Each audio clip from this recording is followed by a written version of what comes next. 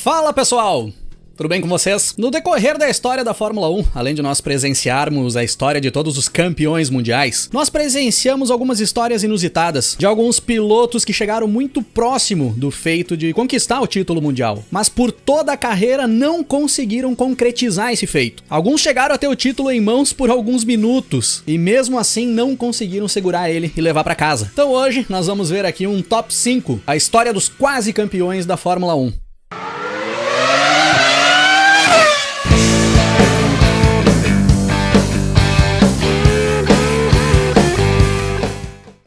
E eu vou começar esse nosso top 5 de hoje pra enlouquecer vocês. Exatamente, pra deixar vocês malucos, dar um nó na cabeça. O primeiro piloto da nossa lista, no top 5 dos quase campeões da Fórmula 1, é o irlandês Ed Irvine. Sim, o Ed Irvine. O irlandês foi um quase campeão na Fórmula 1, chegou a entrar na última corrida do ano como líder do campeonato mundial, podia ter feito uma corrida estratégica pra buscar o título e acabou ficando sem a taça de campeão mundial. E isso aconteceu no ano de 1999, quando o Ed Irvine era companheiro do alemão Michael Schumacher na Ferrari. A Ferrari que naquele momento vivia a maior seca da sua história na Fórmula 1. Não buscava um título mundial desde 1982, quando tinha conquistado o Mundial de Construtores. Em 1999 parecia que as coisas iriam mudar, mas o Schumacher, que era o piloto principal da equipe, acaba sofrendo um grave acidente no Grande Prêmio da Grã-Bretanha, em Silverstone, fratura as pernas e fica umas quantas provas afastado da Fórmula 1. Aí quem assume o protagonismo dentro da escuderia italiana é o Irvine. E o cara vai bem, ali pela metade da temporada, começa a engrenar bons resultados, vai buscando vitórias e lá no final da temporada consegue virar o jogo. Ele consegue superar na tabela do Mundial o Mika Häkkinen, piloto da McLaren e atual campeão mundial, e entrar na última corrida do ano, no Grande Prêmio do Japão, como líder do campeonato mundial. E aí era só terminar o Grande Prêmio do Japão na frente do finlandês e ir pro abraço. Mas esqueceram de avisar pro finlandês que o plano era esse. O Häkkinen voa para a vitória, conquista os pontos necessários para buscar a ponta da tabela mais uma vez. O Ed Irvine acaba chegando na terceira posição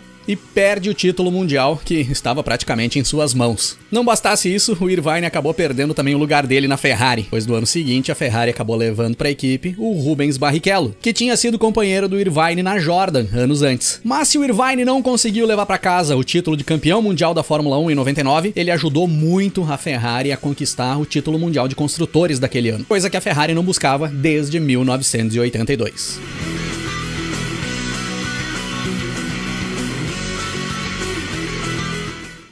Em 1981, o argentino Carlos Reutemann já não era mais um jovem dentro da categoria. Ele já tinha buscado uma certa experiência por ali, umas quantas temporadas nas costas, já sabia o que era andar na frente do pelotão, tinha terminado o Campeonato Mundial de 76 na quarta posição, foi terceiro nos Mundiais de 78 e 80 e entrava em 1981 como um dos favoritos a levar o título mundial. Pilotava pela Williams, a atual campeã, companheiro de equipe do australiano Alan Jones, o atual campeão mundial. Todo mundo imaginava que a briga pelo título mundial ali em 1981 seria entre Carlos Reutemann e Alan Jones. Só que o bom desempenho da Brabham e do brasileiro Nelson Piquet acabaram atrapalhando um pouco esses planos e complicaram as coisas para o argentino, que tinha o título em mãos até a última etapa da temporada, o Grande Prêmio de Las Vegas. O Carlos Reutemann chegava ali com 49 pontos conquistados contra 48 pontos do Nelson Piquet. Mas tudo se desenhava para o Reutemann terminar essa corrida na frente do Piquet e levar o título para casa, pois o Reutemann faz a pole position para o Grande Prêmio de Las Vegas, enquanto o Nelson Piquet largava apenas na quarta posição. Mas o decorrer da prova foi cruel com o argentino. Desde a largada, logo na arrancada o argentino já fica para trás, acaba caindo para a terceira, quarta posição e vai perdendo posições gradativamente com o fraco desempenho do carro, que vinha tendo problemas no decorrer da prova. Inclusive toma uma bela ultrapassagem do brasileiro Nelson Piquet, que consegue terminar a prova na quinta posição, somando pontos suficientes para superar o Carlos Reutemann na tabela do Mundial, que cruzou a linha de chegada apenas em oitavo, não marcou ponto nenhum. E seria ali a última oportunidade do Carlos Reutemann para buscar um título de Fórmula 1, pois o Reutemann acaba deixando a categoria logo no início da temporada de 1982, sendo lembrado até hoje como um dos mais icônicos quase campeões da história da Fórmula 1.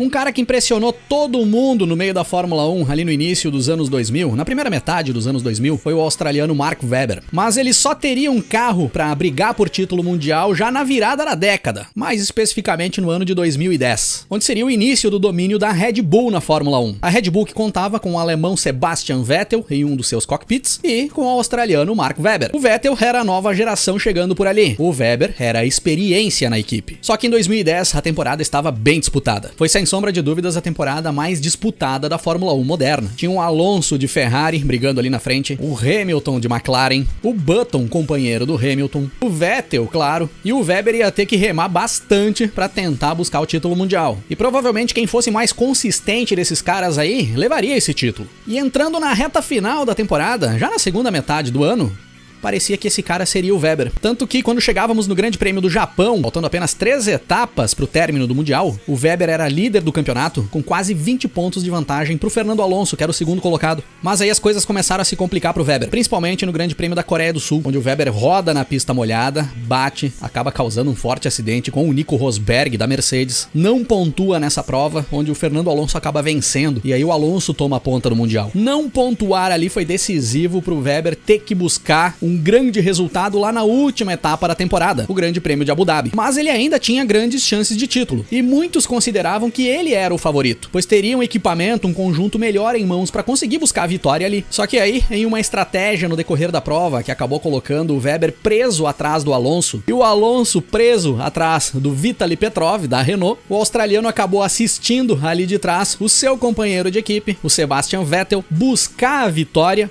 passar o Webber e o Alonso na tabela do Mundial e buscar o seu título. Pro Webber ficou só o cheirinho. Era ali a única chance real de título que o Webber teria na Fórmula 1, pois nos 3 anos seguintes, em que o Webber seguiu na categoria, ainda dentro da Red Bull, ele ficou apenas assistindo o seu companheiro de equipe dar show nas pistas e buscar todos os títulos até o Webber se aposentar.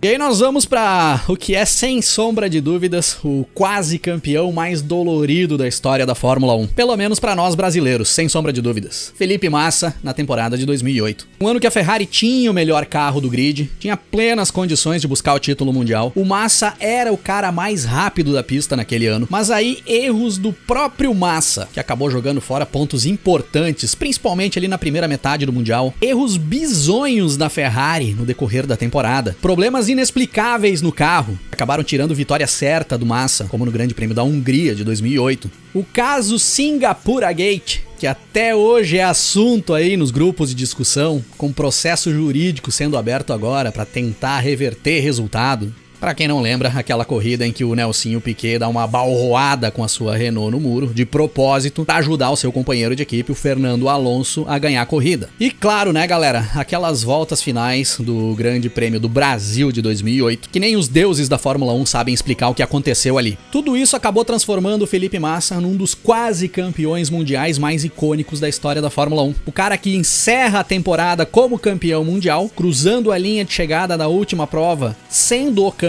mundial, e alguns segundos depois ele perde o título porque o Lewis Hamilton, o seu rival direto pelo título, correndo pela McLaren, ganha uma posição na última curva da temporada e soma pontos suficientes para terminar a temporada 1 ponto à frente do Felipe Massa. Assim como o Mark Webber, o Massa também só teve essa chance, essa oportunidade de brigar diretamente pelo título mundial. Pois depois disso, ali na temporada de 2009, 2010, o Massa acaba perdendo bastante desempenho. O carro de 2009 não era um carro bom, e ainda por cima o Massa sofre aquele grave acidente no Grande Prêmio da Hungria, no treino classificatório para o Grande Prêmio da Hungria, onde a mola da Brown GP do Rubens Barrichello acaba atingindo ele na cabeça. Ele fica o restante da temporada fora e nunca mais volta a disputar um título mundial na Fórmula 1. Esse foi dolorido, hein, galera?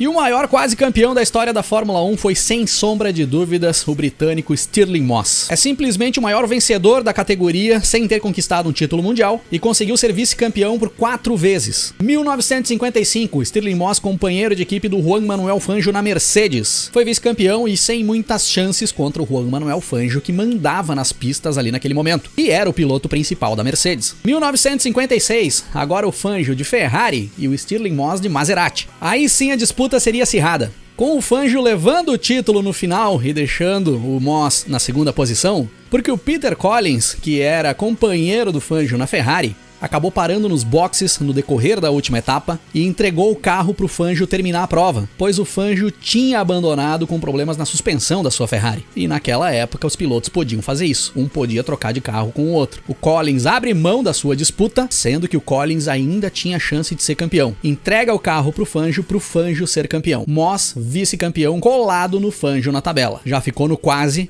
pela primeira vez. Em 1957, o Fangio vai para Maserati e os dois voltam a ser companheiro de equipe. Por pouco tempo, pois no decorrer da temporada, o Moss vai para Vanwall. Mais um vice pro inglês, dessa vez também sem muitas chances contra o Fangio. E em 1958 seria o maior quase do Stirling Moss. O Moss não foi campeão em 1958, mais especificamente por uma volta rápida. Sim, exatamente. Ele perde o título para o Mike Hawthorne da Ferrari por 1 ponto no final da temporada, em uma época onde as voltas rápidas na corrida davam 1 ponto para quem as fizesse. O Mike Hawthorne tinha feito umas 2 ou 3 voltas rápidas no decorrer da temporada e uma delas foi suficiente para deixar ele 1 ponto na frente do Moss, sendo que o Moss tinha conquistado 4 vitórias no decorrer do ano contra apenas uma vitória do Hawthorne, que seria o segundo critério de desempate. 4 vezes vice-campeão de forma consecutiva, sendo 2 vezes dando na trave, literalmente. Sem sombra de dúvidas, o maior quase campeão da história da Fórmula 1. Para muitos, o único campeão mundial que nunca conquistou um título. E esse foi o nosso top 5 de hoje, galera, dos quase campeões no decorrer da história da Fórmula 1. Agora é com vocês. Deixem aí nos comentários outros quase campeões no decorrer da história para ampliarmos essa lista. E se nós juntarmos mais uns quantos aí, quem sabe eu trago uma parte 2 pra gente discutir por aqui. Valeu por ter assistido o vídeo. Se curtiu, não esquece de deixar um like, compartilhe o vídeo com a galera e nós vamos nos falando na sequência. Grande abraço pra todo mundo. Até mais.